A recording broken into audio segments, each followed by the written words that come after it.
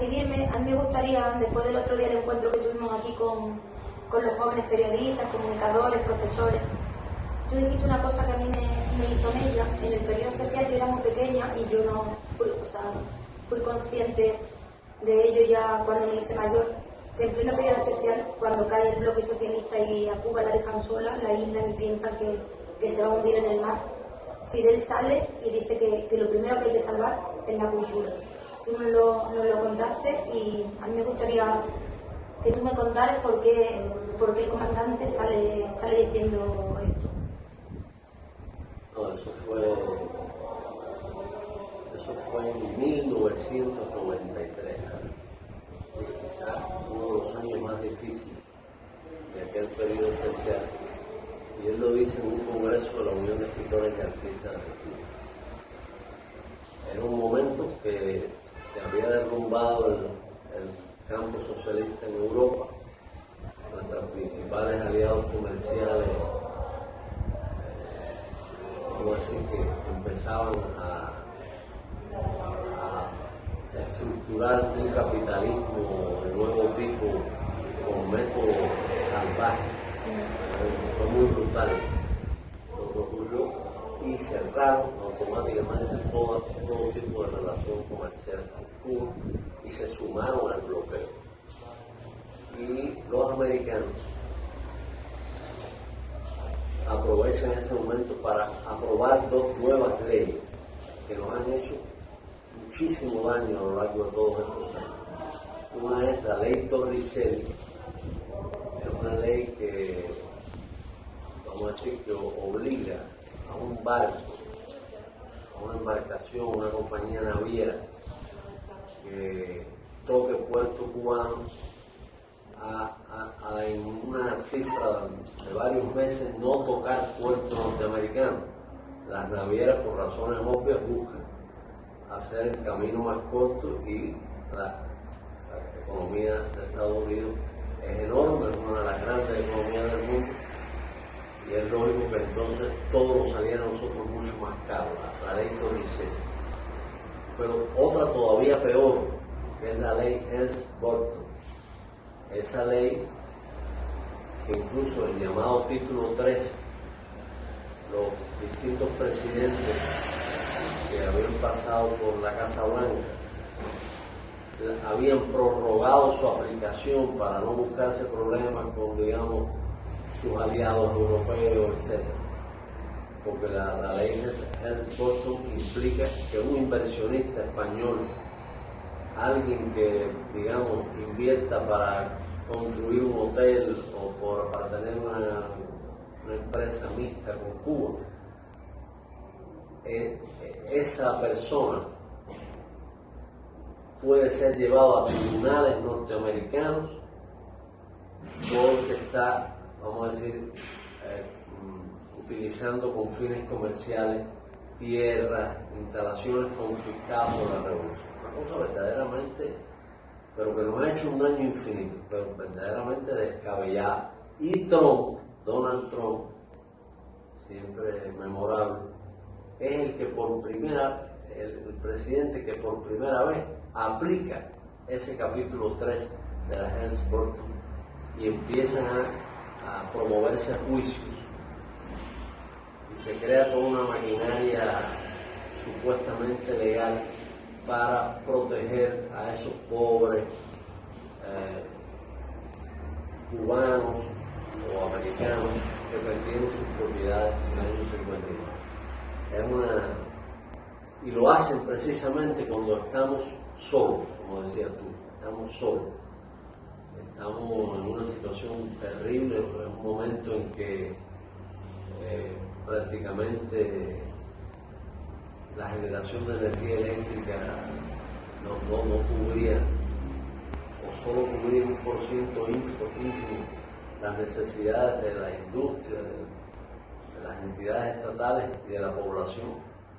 Había lo que en Cuba llamamos apagones, y si así existe, creo que el otro día lo recordé, que más bien lo que había eran alumbrones, pequeños periodos de tiempo en que había energía eléctrica.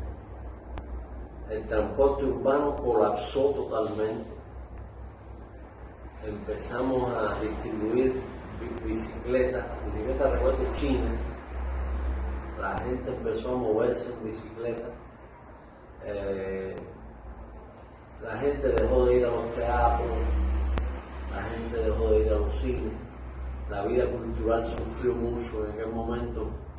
Yo estaba precisamente en la Unión de Escritores y Artistas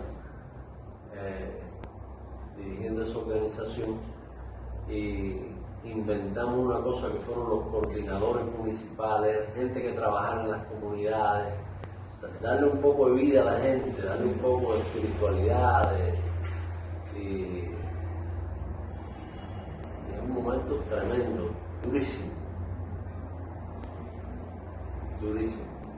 Y entonces de pronto Fidel dice aquello que nos sorprendió a todos, porque aquí había muchas cosas para salvar, que había que salvar, pero él dijo, lo primero que hay que salvar es la cultura.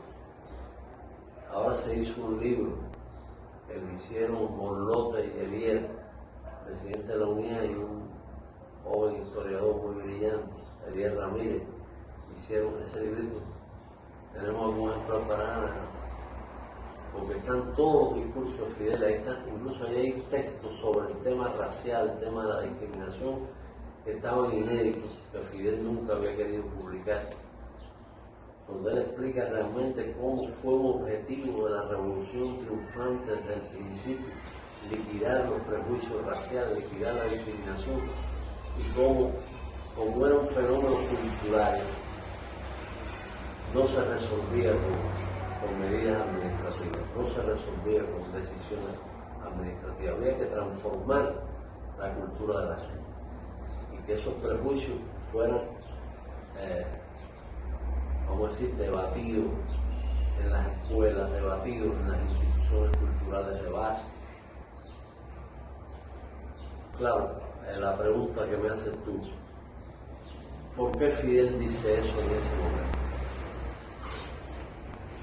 Fidel dice eso en aquel año 93 porque nosotros estábamos buscando desesperadamente obtener divisas para mantener el país a flote. Y una de las cosas que le plantearon los artistas, los escritores de Fidel en aquel congreso, tiene que ver con concesiones que se hacían en el campo de lo simbólico.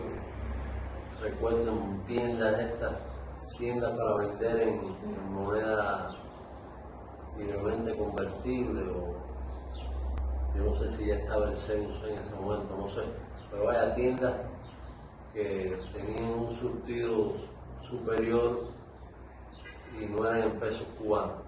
Pero bueno, ahí ponían en esa tienda, en las vidrieras, ponían imágenes de Santa Claus, ponían imágenes asociadas a los cómics yanquis. Es decir, de pronto la confusión entre lo yanqui y lo moderno, que es una de las confusiones con las que tú tropiezas más frecuentemente cuando uno habla de colonización cultural. Una de las principales rasgos de esa colonización es creer que lo yanqui equivale a lo moderno, creer que imitar a los fetiches de la industria hegemónica del entretenimiento, made in Hollywood, que eso te hace, digamos, ser más atractivo, estar más a la moda, y que puede funcionar sobre todo entre gente joven o entre gente frívola. En ese momento Fidel no estaba hablando de arte y literatura exclusivamente, estaba hablando de la cultura en un sentido más general, que tenía que ver con la memoria histórica, que es otro de los temas que hay que discutir mucho, porque efectivamente la colonización cultural va erosionando las bases de la memoria histórica. Incluye en su labor de demolición de la memoria, incluye la idea de que te avergüences tú de tus orígenes, de que a ti te parezca que ser andaluza no es algo de lo que enorgullecerse. Sí, al contrario, más bien deberías avergonzarte. Yo que soy de Pinar del Río, aquí en Cuba, o que debemos, la idea de ser, claro, en el caso de un andaluz, no se puede decir que sea del sur, pero bueno, en cierto modo sí, es del sur de uno de los países de la Unión Europea, digamos, que no compite en términos de desarrollo económico con otras potencias, pero quieren que nos avergoncemos de eso, quieren que te sientas halagado si te aproximas a tu famoso preferido. La gente sigue los famosos, siguen a una modelo, siguen a un cretino que canta, siguen a un amigo, los adolescentes que están buscando a qué aferrarse en un mundo de tanta incertidumbre. De pronto los llenan de las mentes, la cabeza, las emociones, se las llenan de basura, de la cultura chatarra. ¿Por qué va a ser importante que Beyoncé ya no es novia de fulano? ¿Por qué? ¿Qué importancia tiene eso? Yo recuerdo, yo tengo un librito que no sé si lo tenemos aquí, Jaime, del apunte en torno a la guerra cultural. Nos quedan ejemplares, no regalamos a nada. Porque ahí tú lo tienes, William. Ahí yo hablo de la industria de los famosos. Y hay un momento en que en las redes prácticamente explotan. Uno de esos momentos de estremecimiento masivo de los usuarios de las redes, que fue cuando Beyoncé anunció en un programa de televisión, creo que era una entrega de premio, que estaba embarazada. Y eso se convirtió de pronto. Bueno, tú dices, bueno, si la que anuncia eso es la Virgen María, va a venir un Mesías, si lo anuncia verdaderamente un elegido, pues hay que estar atento a ese feto, porque puede convertirse en un salvador de la humanidad. Pero de pronto una cantante farandulera que puede tener talento más o menos, pero ¿por qué es tan importante? ¿Cómo nos han vendido esa tontería? Esa cosa tan verdaderamente para mí vergonzosa. Pero eso, mucha gente, Ana, en Cuba incluso, siguen todas esas tendencias, las disfrutan.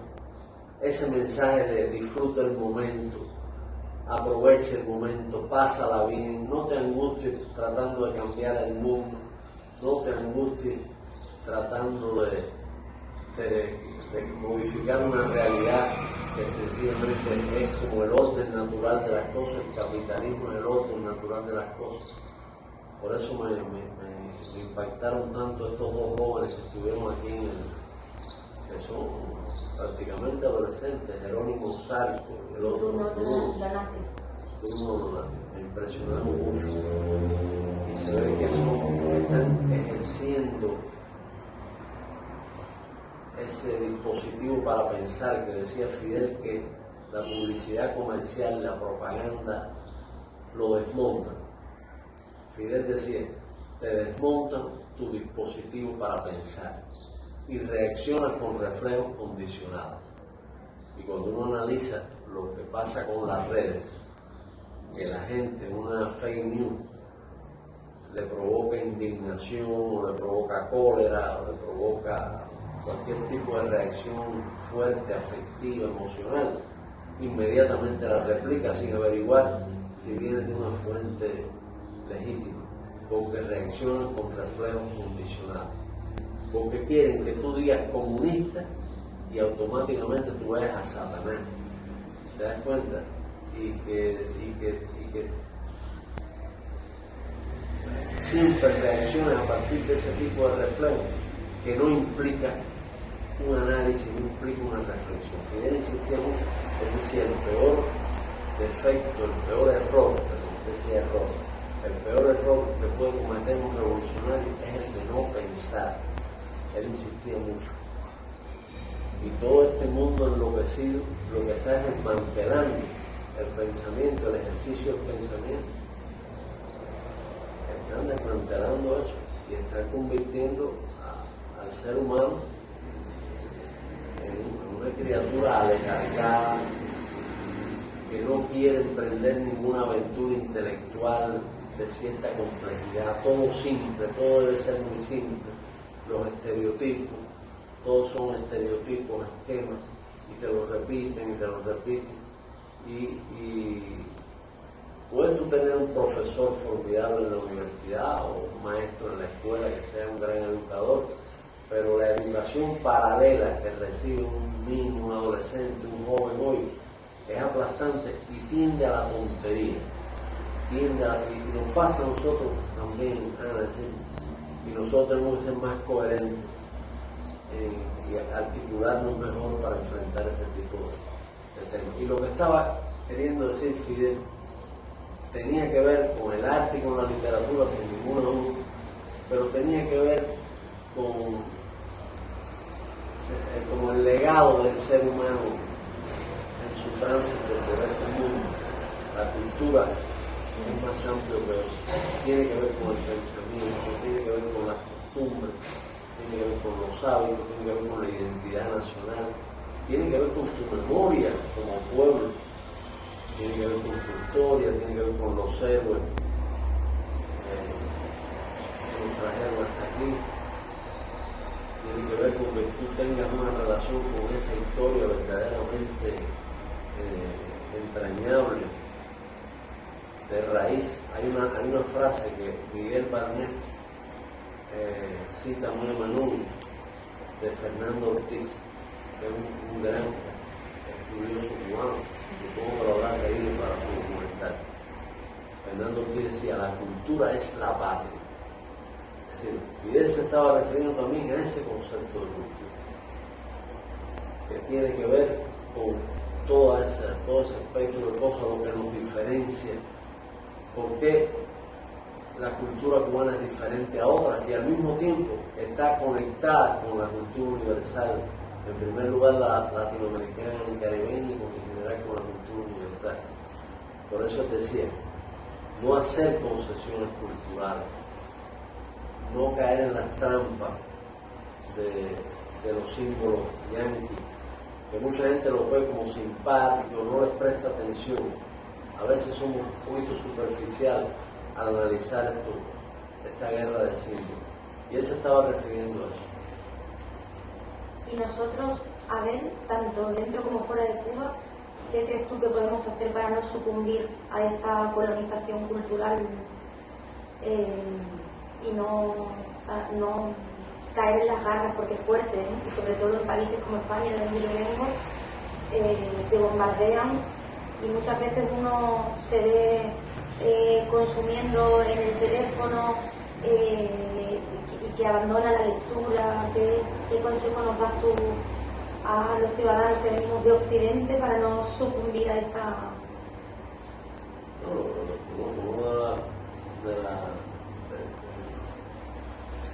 No renunciar a lo que nosotros somos, como decías antes, no renunciar a nuestra identidad, a lo que somos y sentirnos orgullosos, que yo eso veo que los cubanos lo lleváis muy bien, de nosotros somos esto y vamos hacia adelante con lo que somos y con la frente siempre bien alta. Yo, por ejemplo, soy andaluza, soy española y también me siento muy identificada con el pueblo cubano, porque en España nuestra memoria histórica ha sido pisoteada. No ha habido una transición real porque todavía tenemos muertos en las cunetas y no ha habido reparación. Entonces, sí que es verdad que hay gente que somos conscientes de quiénes somos y demás, pero aún así muchas veces necesitamos un recordatorio para estar presentes en nuestra identidad y demás, pero hay otra gente a la que tenemos que enseñarle que no hay que sucumbir a lo que viene de fuera y que tenemos que sentirnos fuertes con nuestra identidad y con lo que somos. Entonces, ¿qué consejo darías tú para no caer en esas garras propagandísticas de esa colonización cultural? Que, por ejemplo, en Europa me atrevería a decir que abarca casi todo. Sí. Aquí también, Ana, te lo digo con dolor, es decir, yo no podría, sería un poco temerario dar consejos cuando tenemos esa situación. Nosotros tenemos algunas ventajas, sin duda. Es decir, por ejemplo, aquí no hay escuelas privadas. El sistema de enseñanza en Cuba es público, gratuito. Es decir, tú empiezas a estudiar desde la primaria hasta la universidad y aquí el Estado no te cobra un centavo por esos estudios. Eso que parece, porque para muchos jóvenes cubanos es como algo natural, en otros países no se puede ni imaginar. Es algo surrealista en otros países. En los propios Estados Unidos, acuérdate que los muchachos se gradúan con unas deudas, tienen que trabajar años y años para poder pagar las deudas que quieren para cubrirse los estudios. Pero bueno, esa es una ventaja. Nuestro sistema de educación y de educación superior es público y se rige por políticas públicas. Hoy una de las trampas del sistema fuera de Cuba es que la tendencia en las universidades, en los mundos universitarios, es a formar mano de obra especializada para las empresas. Eso, lamentablemente, es una tendencia universal hoy. Las carreras de humanidades muchas veces se han sustituido por carreras asociadas a las relaciones públicas, asociadas a temas de publicidad. Ahí está nada menos que la filosofía, ahí está la literatura, ahí está el cine de verdad, no el cine de pacotilla. Es decir, esa es una fuerte ventaja, que tenemos un sistema, y además que ningún niño cubano le falta un maestro, donde quiera que viva, y tiene acceso a la escuela. Otra ventaja, los medios masivos, es decir, la televisión, la radio, la prensa, no son privados, son también instituciones de servicio público. Esa es otra ventaja, vamos a llamarle así. Una tercera ventaja es que tenemos mucha, vamos a decir, Fidel le decía capital humano, decía Fidel, hay un capital humano formado con mucho rigor, con mucha calidad en su formación, entre instructores de arte, entre promotores culturales en las instituciones de base. Aquí tenemos una red de bibliotecas públicas enorme y al mismo tiempo hay una red de bibliotecas escolares, pero se lee mucho menos hoy en Cuba. Cuba fue un país de lectores.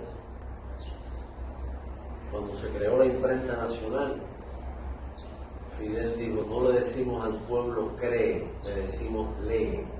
Es decir, la idea, no queremos formar fanáticos, queremos formar gente que por su propio camino en el saber, por sus estudios, lleguen a acercarse a las ideas de justicia, de igualdad, de verdadera democracia.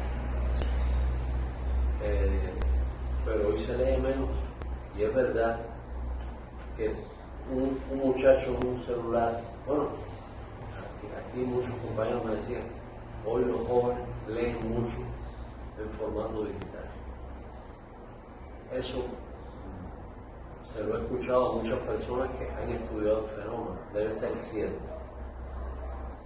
Hay que ver qué calidad tiene lo que leen, hay que ver qué profundidad tiene lo que leen, hay que ver si es posible, porque las nuevas tecnologías insisten mucho en la síntesis.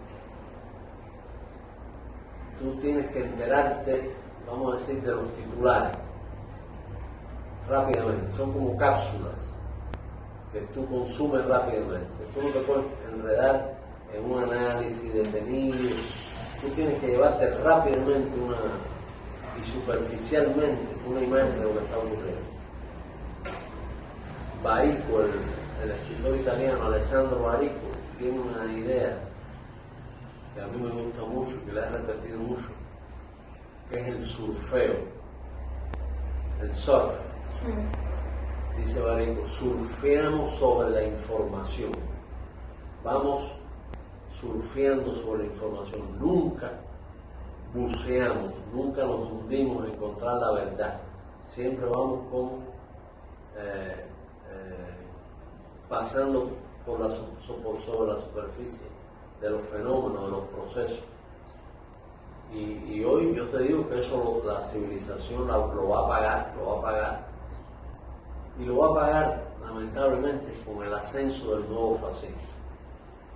Que ya lo estamos viendo en Europa. Lo estamos viendo en todas partes. En los Estados Unidos tuviste lo del asalto al Capitolio, viste el documental este que se llama 4 horas en el Capitolio. Sí. A mí me impresionó mucho cómo hablan esa gente de que a Trump fue Dios el que lo puso ahí. Son cosas y se lo creen y miran a la cámara, no dicen nada. A uno le parece que Trump, no, Dios fue el que puso a este socio. Y son cosas que de un fanatismo, volviendo a hablar del fanatismo, de un fanatismo y un idioma, una idolatría, y esa gente fueron los que se convencieron de que a los judíos había que matarlos, sencillamente. La solución final, la tesis y la solución final, lo terrible. Es verdad que había unos líderes nazis que fueron los que elaboraron esas teorías siniestras, pero alcanzaron una masa de población muy grande. ¿Sí? La idea de que había que asesinar a los judíos, que había que asesinar a los comunistas, que había que asesinar a los homosexuales, a la gente que tuviera algún defecto físico. No estaban preparados para, vamos a decir, constituir esa raza superior triunfante. Yo creo que la idiotez generalizada y cultivada con intención, está cultivada con intención, abona el terreno para el fascismo. Un mundo de idiotas es un mundo que fácilmente puede convertirse en algo medio propicio para fomentar el fascismo. Y el problema es que en eso, Ana, toda esta maquinaria, donde lo publicitario, comercial y lo informativo forman, como tú decías ahorita, viene por todas las vías, los mensajes vienen por todas las vías. Esa maquinaria, por un lado, es lucrativa, es decir, como ha degradado el ciudadano a consumidor, ya no les interesa formar ciudadanos, les interesa formar consumidores. Y como le están diciendo al consumidor todo el tiempo, a todas horas, que, vamos a decir, un móvil, por ejemplo, tiene más prestaciones que el que él ha estado usando, o que una ropa de marca le da una distinción particular. Eso que dice Naomi Klein, ya las marcas no venden objetos, venden estilos de vida. Y entonces tú eres tan ingenuo que te crees que de pronto, porque te compraste un traje de Armani, entraste en una categoría superior, porque te pusiste un trapo encima. Es increíble, pero la gente se lo cree y se lo dicen y se lo repiten. Es decir, tiene ese lado lucrativo y lo que le llaman obsolescencia programada y la percibida. La obsolescencia programada es un dispositivo técnico que hace que eso se rompa en un determinado tiempo. Sí, 6 meses, no sé, eso vas a tener que sustituir. Y la percibida es subjetiva. La percibida es que te dice, ya eso, eres ridículo si usas ese móvil delante de tus compañeros, eso para un adolescente es muy fuerte. Él nunca quiere caer en el ridículo y le exige a los padres, o se roba el dinero, o trabaja en un contrato que le quita tiempo para estudiar y para pensar.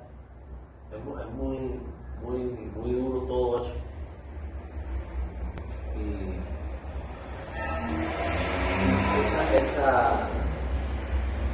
esa maquinaria de vender, porque la idea es, aparte es lo que nos está llevando al planeta a la liquidación como especie.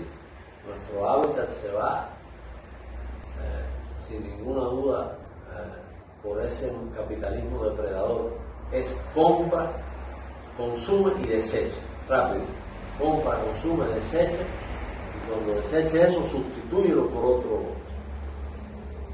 otra novedad, vamos a llamarla así, por ese otro producto que va a cambiarte la vida. Todo está lleno de trampas, de mentiras.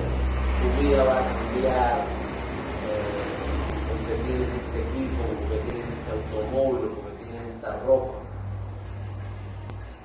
Vas a ser distinguido, vas a ser atractivo, no vas a envejecer nunca.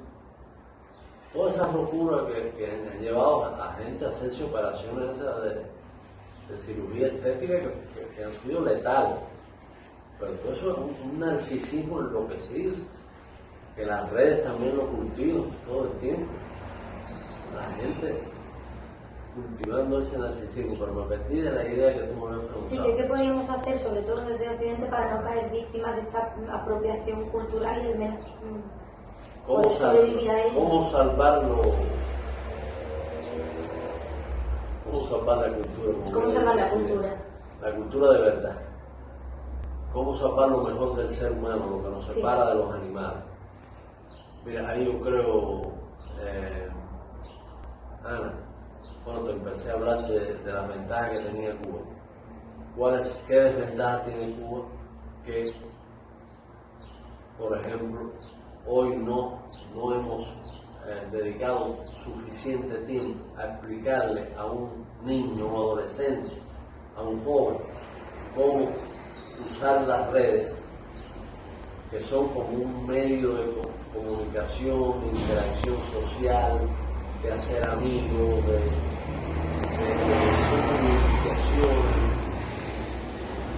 Nada más te meten el cuento de que tú vas a escoger tu propio menú cultural. Es decir, la idea de que las redes son tan democráticas que tú puedes escoger tal canción de Juanes o de Miguel Bosé o del otro, ¿te das cuenta? Y tú te haces tu menú cultural. El menú cultural te lo están haciendo en tu entorno todo el tiempo. Y al final no puede haber tantas coincidencias. Son gente con millones y millones de seguidores en las redes. De pronto tú te compras a esa especie de personaje místico, crees que tiene que ver con algo superior.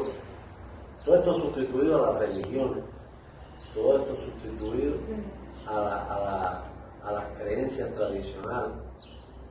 Y la gente está buscando continuamente un mesías en ese tipo de millonario, y lo imitan y se compran la ropa que usa el millonario si la pueden comprar. Yo creo que hay que trabajar en dos sentidos, muy duro. Por un lado, en promover alternativas culturales legítimas.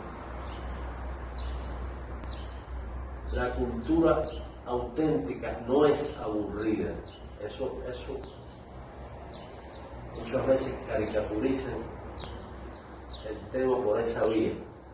Es decir, nosotros te ofrecemos lo que es divertido, lo que es entretenido. No vayas a buscar un libro aburrido, no vayas a buscar una película lenta, no vayas a buscar una película con pretensiones intelectuales. No. lo que hay que promover es auténtica cultura. Hay que buscar fórmulas a través de las redes y usar los propios códigos de las redes para promover lo inteligente, promover lo que es atractivo. Hay una frase de Lezama, Jaime y yo lo citamos mucho, un gran poeta cubano, José Lezama Lima. Él decía, solo lo difícil es estimulante, decía Lezama. Y el eslogan de las redes y de toda esta maquinaria colonizadora en términos culturales es todo lo contrario. Solo lo divertido es interesante, solo lo entretenido. Fíjate que ellos se autotitulan industria del entretenimiento. Es decir, reducen la cultura al entretenimiento, la reducen a mercancía, a entretenimiento. La cultura es mucho más que entretenimiento. Y sin embargo, tú caes en esa trampa. Yo creo que la idea de promover espacios de debate sobre obras valiosas del propio patrimonio universal, porque fíjate, uno de los dramas ahora, Ana, es que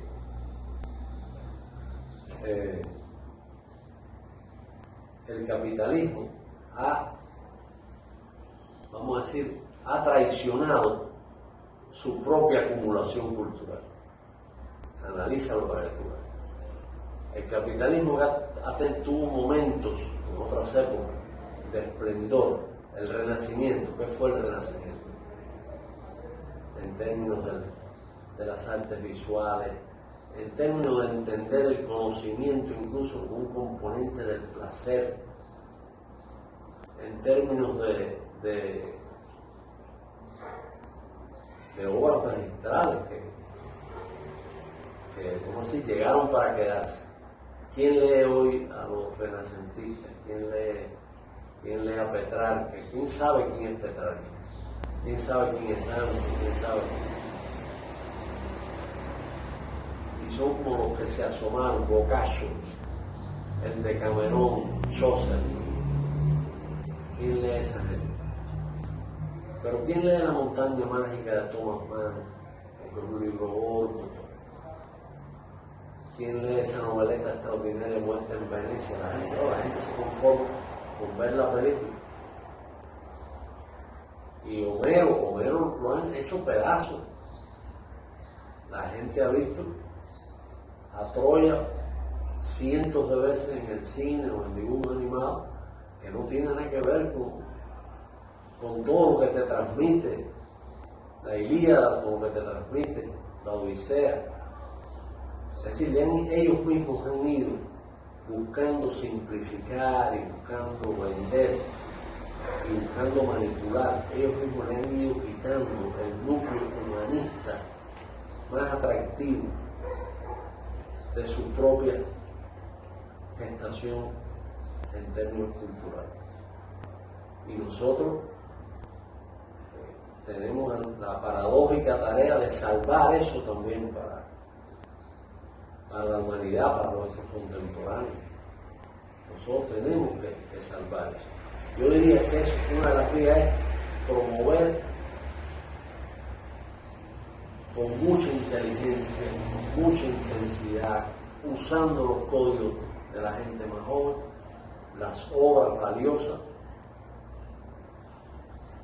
desde Homero hasta Vázquez Montalbán, vamos a decir, que ya debe resultar aburrido. Es uno de los escritores más amenos, que tenía más recursos para colocarte en una historia, hacerla, llevarte a seguirla, a disfrutarla. Pero todo eso va quedando atrás. Habría que promover eso, incansablemente. Espacios de debate, en las propias redes, espacios virtuales de discusión. Y al propio tiempo promover una visión crítica de estos fenómenos. Es decir, intentar a través de todas las vías posibles que nuestros adolescentes, nuestros niños, nuestros jóvenes empiecen a desconfiar de este mundo. Ya empezar a desconfiar es un dato importantísimo. Empiecen, digamos, a practicar una cierta suspicacia intelectualmente activa frente a toda esta avalancha de cultura chatarra. Hay un crítico español que al propio tiempo es un profesor de secundaria, se llama John Illescas. Me suena mucho el nombre. Tiene un libro de John Illescas, John J.O.N. Sí, creo que es vasco. No sé, pero John Illescas. John Illescas tiene un libro que se llama La dictadura del videoclip y otro que se llama Educación tóxica. Esos dos libros son extraordinarios y son ejemplos de lo que él hace en clase, lo que él hace con sus muy jóvenes alumnos para explicarles cómo el videoclip encierra una trampa por lo general. Es decir, la idea de formar una visión crítica, y nosotros vamos a avanzar en eso porque eso es un tema hoy. Bueno, ¿te acuerdas que el presidente Díaz Canel habló de ese tema, del programa contra la colonización cultural, y habló de que la Casa de las Américas iba como a coordinar eso? ¿Cómo podemos nosotros crear esa visión crítica? ¿Cómo podemos cultivar? Que no puede ser paternalista, no puede ser llegar tú a un aula y decirle a los muchachos, ustedes les tienen que gustar las películas que me gustan a mí, y tienen que ver las películas de Tarkovsky, tienen que ver Viridiana de Buñuel, y tienen que tenemos que lograr eso, sin que sea una imposición autoritaria, vertical, paternalista, porque lo que podemos lograr es todo lo contrario. El adolescente tiende sencillamente a buscar el fruto prohibido. Y tú le dices, estas páginas de internet no las puedes ver, él va a hacer lo imposible por ver esas páginas. Tú tienes que lograr que él tenga un pensamiento crítico, que es una cosa que nos falta hoy. Tenga un pensamiento agudo, penetrante sobre este fenómeno catastrófico. Verdaderamente es una catástrofe lo que está pasando con lo que le estamos enseñando a esos jóvenes, a esas jóvenes generaciones. Muy bien, Abel, pues muchísimas gracias. Ha sido un placer y espero que la Casa de las Américas siga con todos los proyectos y trabajos que tenéis y se conozca en España toda la labor que hacéis, que para mí es maravillosa. Bueno, gracias.